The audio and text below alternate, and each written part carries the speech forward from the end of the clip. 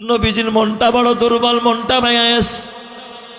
সাহাবায়ে কেরামের হৃদয়টা বড় একেবারে দুর্বল।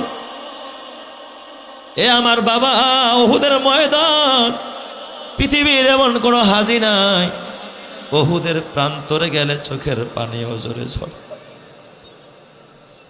নবীজির এক সাহাবী হযরতে আমর ইবনুল জামু রাদিয়াল্লাহু তাআলা আনহু, আমর ইবনুল জামু রাদিয়াল্লাহু তাআলা আনহু, তিনি ছিলেন একটু মাজুর মানুষ, অসুস্থ, ল্যাংরা মানুষ। ল্যাংরা আছে না, খোরাই খোরাই হাঁটে।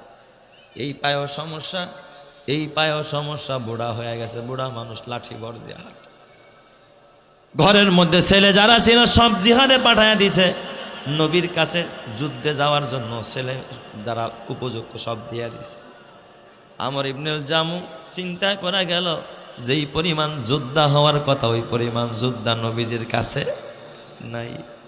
আমর ইবনুল জামু খোরায়া খোরায়া ল্যাংরা সাহাব নবীজির দরবারে হাজির হয়ে গেছে। যায় কয়, ইয়া রাসূলুল্লাহ ফিদাকা আবি ওয়া উম্মি, ওগো নবীজি আমার মা বাবা আপনার জন্য কুরবান।